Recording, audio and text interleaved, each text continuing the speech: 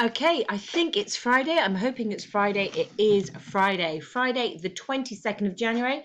Guys, we're going to go straight into our mastery review section. So it does say in silence and on your own, but that's just to give you that space to think. Silence is a space to think. So, guys, number 1. Copy and complete the sentence. Hubris, exaggerated and inflated pride, is dangerous because. So hubris, exaggerated and inflated pride, is a dangerous thing, is dangerous because. Number 2, look at this sentence. Work is a problem because it gives us the freedom to do what we want. Now that's obviously a wrong idea. We need to fix this idea. The two elements don't work together. Why would freedom be a problem? So how could we rewrite this sentence to fix the idea? To make a clear statement, okay, that makes sense. So you might need to change the beginning, you might need to change a word, you might need to change a phrase. So you are going to fix this sentence, okay? Work is a problem because we need to fix something for that sentence to make sense. And number 3, what is the meaning of conflict? So guys, we just got these 3 starter activities. You can press pause now and give yourself time to go through 1, 2, and 3. Guys, I would rather you look up the word hubris, or you Google why is hubris dangerous, or you look back at your notes from yesterday, then leave these blank, okay? Because that's the whole point of this mastery review, that we're securing what we know. Off you go. Okay, lovely people. So what do we think then? Why is hubris, this exaggerated, inflated pride, a dangerous thing? Now, there is room for multiple answers, but some of the sort of things that I would love to see you ticking and recognizing that you've done well. It's dangerous because it stops people listening, taking advice. It's dangerous because people stop trusting others. People become so full of themselves that they treat others badly. Hubris, exaggerated, inflated pride is dangerous because it makes people arrogant. It stops them listening. They cannot realize their own mistakes. And so it's very different to feeling proud in your work, this hubris. It's this exaggerated, inflated pride. It's dangerous because it creates blindness in people. It makes people cruel. It makes people foolish. It makes people ... There's lots of dangerous outcomes when people operate with hubris. Okay, number 2. So how could we fix this sentence? Work is a problem because... Now, we could start with a simple, okay, fix. Work is a problem because it takes away from us the freedom to do what we want. Work is a problem because rather than giving us freedom, we could say it traps us. So we could change the end of the sentence. Work is a problem because it traps us. Work is a problem because it takes away our freedom. Work is a problem because we're not able to do what we want. We have to do what our job suggests. Okay, so there are multiple fixes, but what we're really looking for is that relationship of negative ideas. Work is a problem because, so we really want to qualify that with a negative, because problem is a negative. Okay, and what is the meaning of conflict? Okay, brilliant. Conflict is disagreement, it's a clash, it's ideas in opposition, it's tension, it's a fight. It's when two people, ideas or views are in competition. So, brilliant. That's what conflict is. So that's a lovely way just to get us started, to anchor us back into the work we were doing yesterday.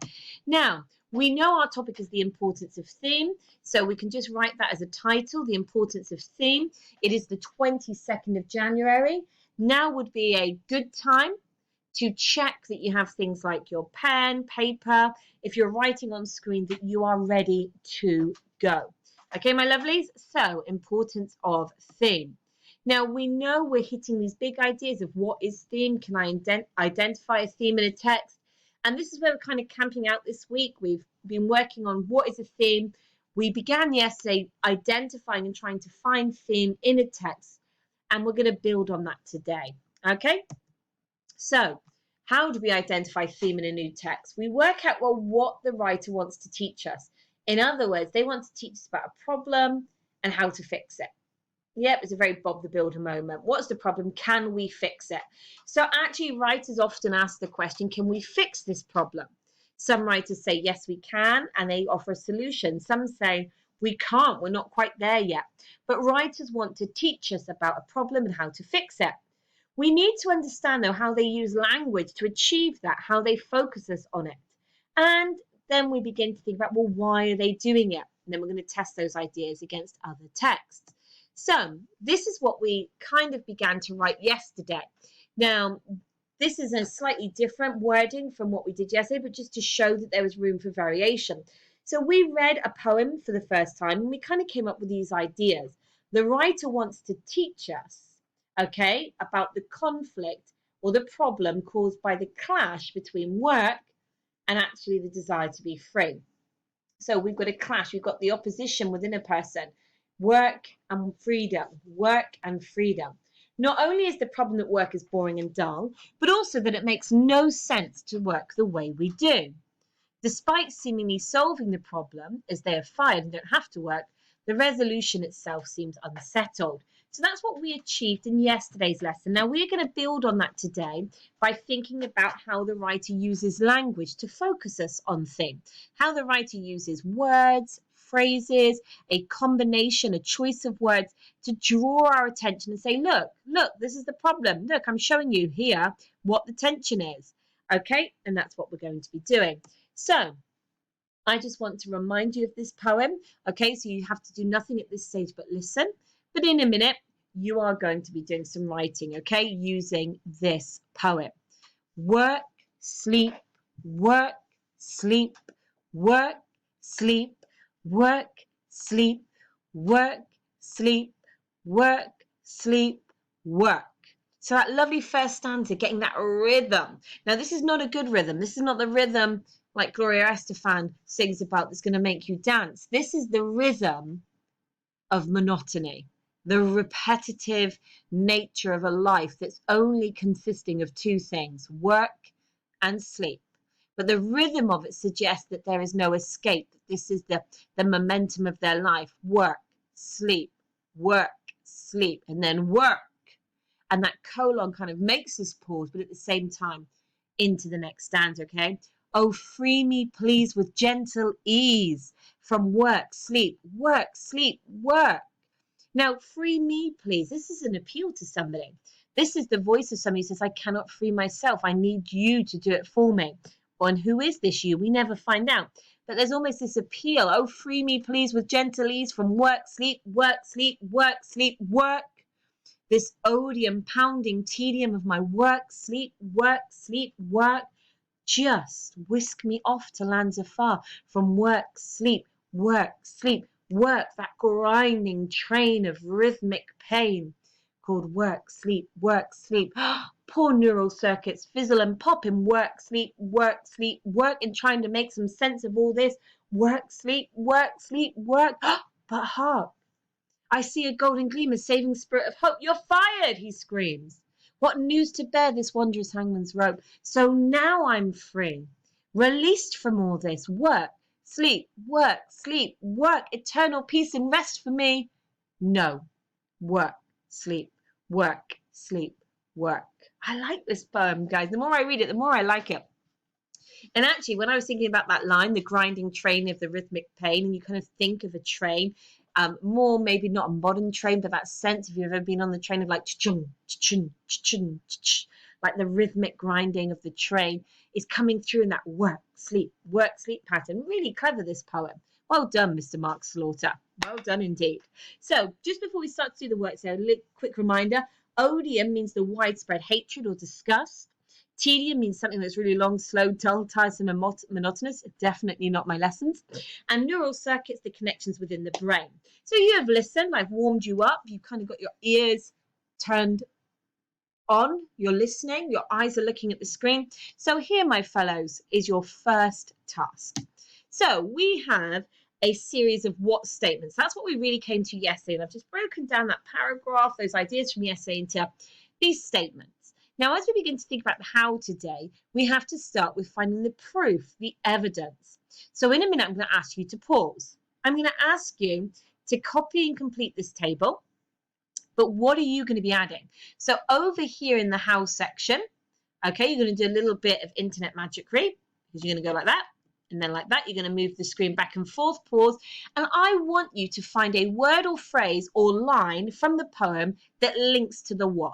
So I want you to find a word, phrase, line from the poem that proves that there is a clash between work and the desire for freedom. The idea that work is all they do. I want you to find a proof in this poem that work is boring and dull.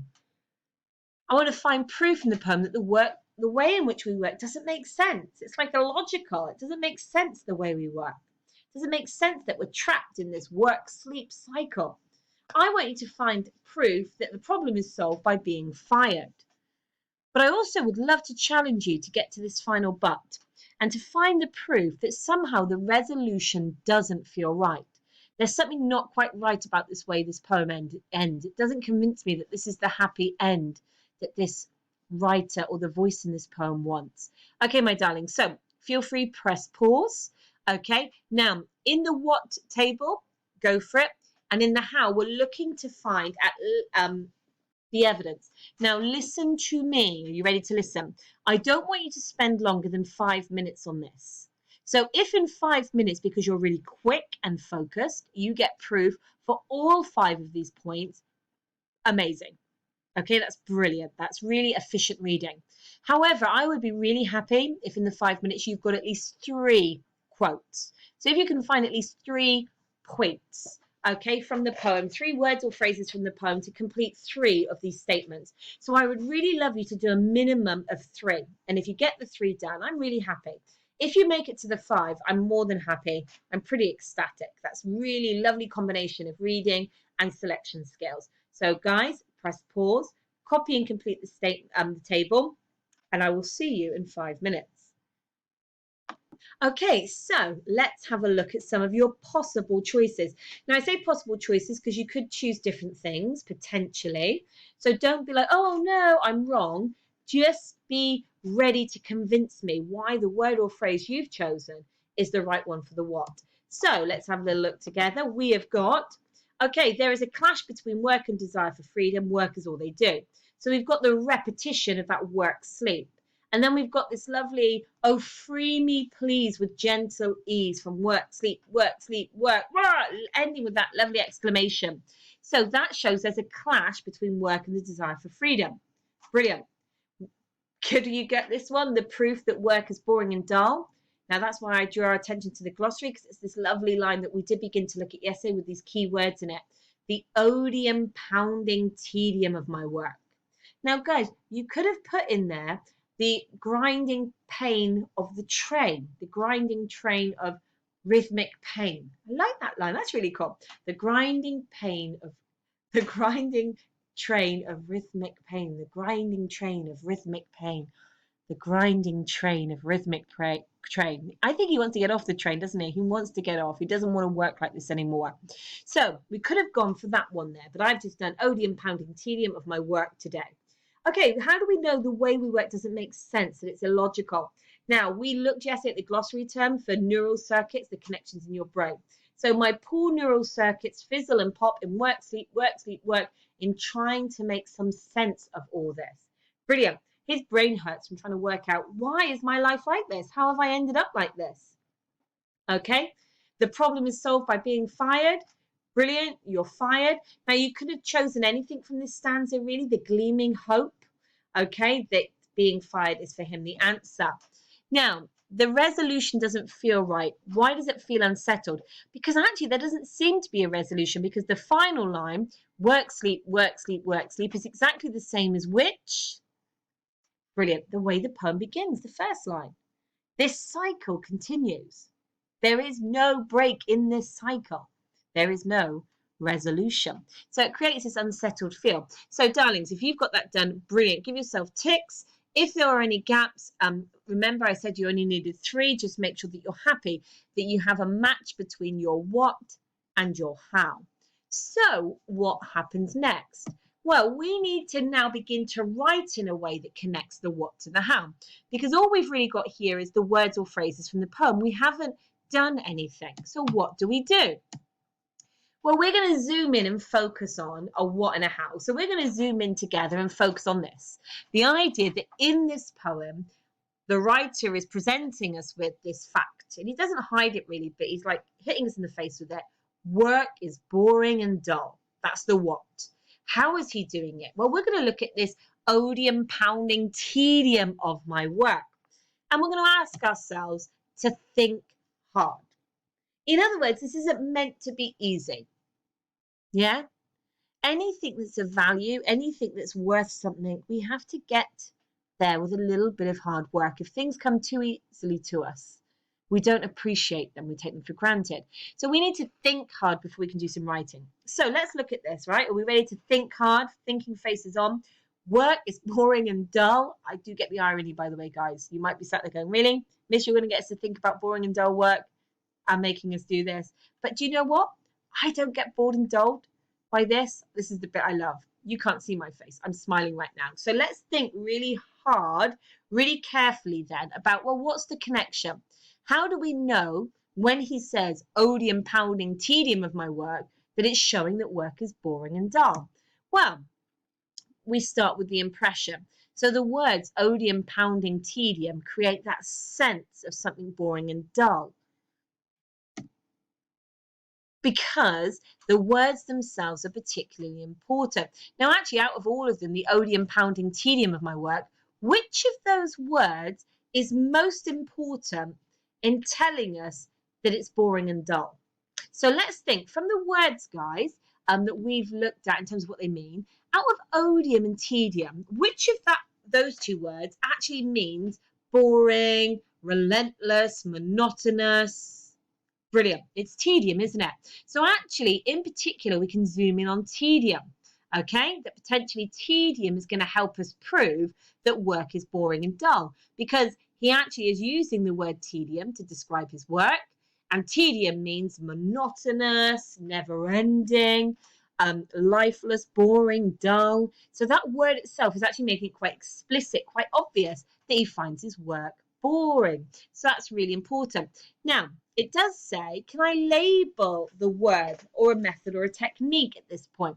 So when we look at the word tedium, tedium, guys, is describing his work. So what are our descriptive words? Adjectives, nouns, verbs? Can you remember?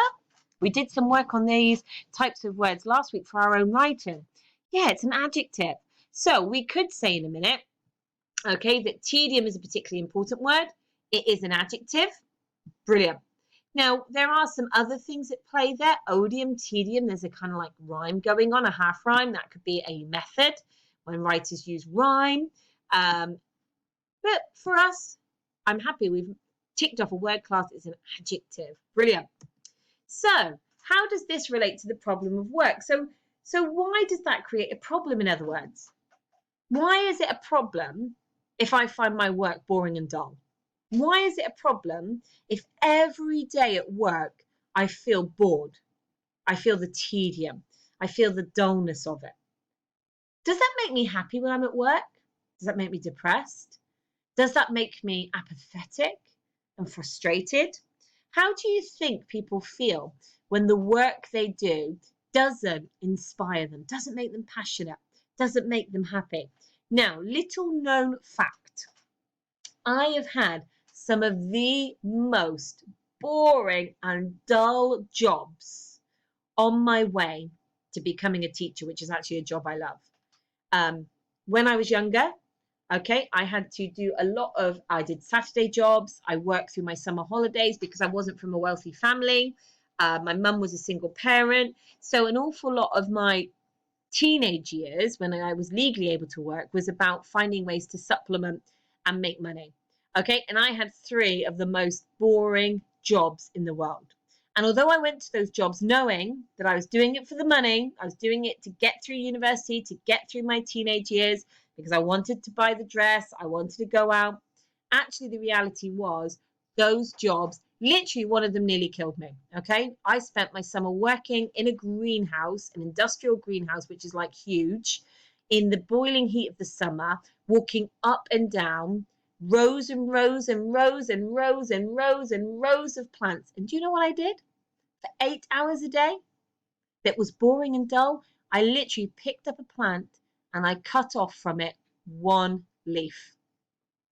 I think I got so bored and so hot one day I literally passed out and they gave me a free can of Coke to revive me. But I know what it is to do the boring jobs. I've worked in call centres. I've fallen asleep working in a call centre. National Rail Inquiries, Amy speaking, how can I help you? Oh my goodness. I think the most exciting day I had was when I had a phone call from a woman because she was trapped in a toilet at a train station. I couldn't do anything, but it was at least quite exciting. So I know the reality of work that is boring and dull and a tedium. So I know that the problem of that kind of work is it kind of crushes your soul. It kind of makes life itself, your work life reflects into the rest of your life. So if your work is boring and dull, you can take that with you. You feel frustrated, you feel angry, you feel trapped. But the good news is I've now found a job I love. So I've come out of a boring and dull experience of working to a job I love. So we've been thinking hard. Okay, brilliant. Now what do we do with our thoughts? That's the question. Okay, so we've been thinking / talking about this particular example. Okay, guys, so I am a realist, okay? Although I'm an optimist, I'm always trying to be happy. But the reality is, no matter how hard we think, no matter how amazing our thoughts are, if we can't convert our thinking into action, and by action, I mean putting pen to paper, then our thinking kind of loses value, okay? And we know that we are working in year 9 with the bigger kind of like picture that we are investing in the value of our skills in this subject so we can do well at GCSE. So everything we do is about an investment for our future skills. And I can't be a fibber. I can't lie to you and say you're never going to have to write stuff down. If you could be assessed purely on your ability to think and have good thoughts, what a wonderful word that would be. But we have to turn our thinking hard into writing. So we are going to do that next. And we're going to do that together to start with. So we're still working on the idea that the what, work is boring and dull, and the how begins with the odium pounding tedium of my work. So this is a clear what moment, and we have clear how words. So far, so good. But if we didn't do anything more than this, we would be limiting ourselves and our potential, and we'd end up writing something like this. The writer suggests the problem is that work is boring and dull. He says it is a tedium. Now there's my what and my how, but some people write like this all the way through a response. In other words, they stay at a very kind of what we might call a superficial surface level, okay? And we have to give it its due. Yes, there is a clear what moment here because the writer clearly says work is boring and dull. So yes, we said, didn't we, it's a clear what moment. Yay, I'm clear. Yes, it does state the problem, that work is the problem, it's boring and dull. And yes, it does offer evidence. So there's nothing to say that this isn't a good start. But, and that's why it says if we didn't do anything more than this, if we didn't go beyond the starting point, we would end up writing our problem, limiting ourselves, squandering our potential. Because the truth is we're not really creating a clear bridge here between the what and the how. In other words, we're not helping someone else to understand why the word tedium shows that work is boring or why this is even a problem. So, yeah, we've got a what moment. The writer suggests the problem is that work is boring and dull. What's the problem? That's the problem. Yes, it states the problem. Yes, it offers evidence, but there is no bridge. There is no way in which we're helping anybody understand here what the connection is between tedium, boring, and dull. So that makes it superficial. That makes it a good starting point. But if we ended like this and didn't go any further, we're not doing a job that's going to be good enough, okay? So we need to think about improving it. So we must do something that creates the bridge between the what and the how. We must write in a way that helps someone else understand how the language is being used to show that tedium means that work is boring. And we must make it clear why boring work is a problem at all. So we want to try and do some editing. So we've still got that starting point. The writer suggests the problem is that work is boring and dull. Now remember, that's a good starting point. I said, didn't I, there was nothing wrong with how it started. We just wanted to make it better. So we had said, he says it is a tedium. But look, we've done a little bit of editing here. and we've put in a phrase. Now, there's nothing wrong with a quote that's one word, but actually when you give yourself a group of words to work with, it gives you the chance to say more. So we've changed from he says it is a to he uses. Now, this is a really subtle little change as well, because when we say he uses the phrase, it's making us think and remember that these words are not happening by accident. This poem is not just accidentally appeared on a page as if by magic, that there is a writer behind the poem who is using language to draw attention to the conflict, the problem, and its resolution. A writer who intends to teach us something through its theme. So he uses the phrase, the pounding tedium of my work. So we've still got evidence, we've still got the what and the how, but look what we begin to do now. Now this which is what we call a connective or a conjunction. For us, this is a bridge word. This word which means we have to create a bridge. We have to say something else. It bridges into the next idea. Okay, he uses the phrase pounding tedium of my work, which means that work is tedious and never ending. So now we've actually created a bridge between the word tedium and the idea of being boring and dull. But we've done it in a clever way because we've not repeated the words here, boring and dull, but we've used synonyms. Clever us. This becomes, now I was going to say this becomes a problem, but I'm just having a little moment. I'm scratching through a problem because I've used it here. So can I explain the same thing but in a different way? This becomes a source of conflict as the boredom of his work becomes a source of pain and stress for him. So now we've even explained why boring work's a problem, okay?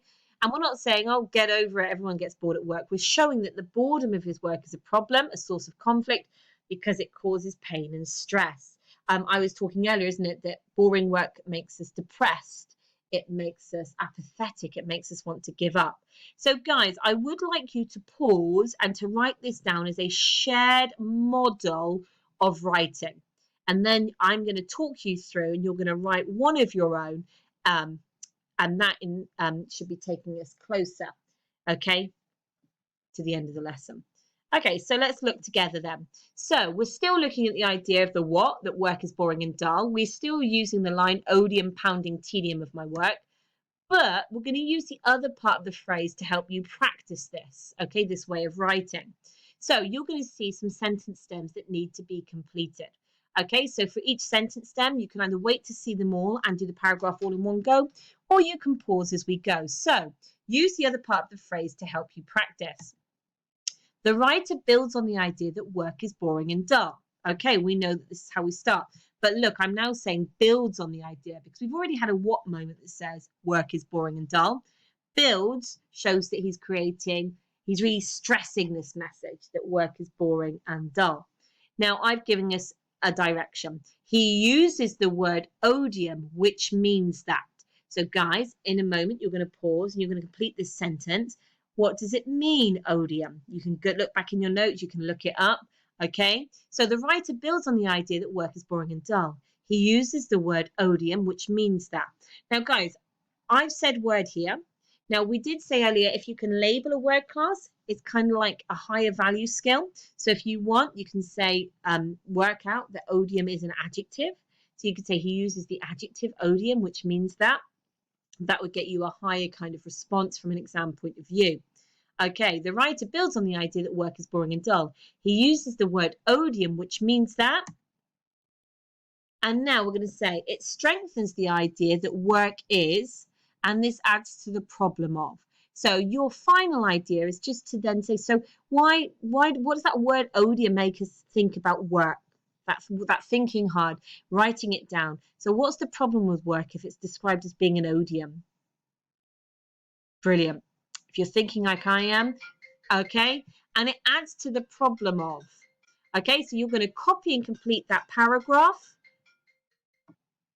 Okay, so that's what I'm going to ask you to do. That's our final task for today, is to take that work is boring and dull and to use the other part of the phrase, the odium. You could, if you wanted to extend it, you could also think about the idea of the pounding word, that choice of pounding as well.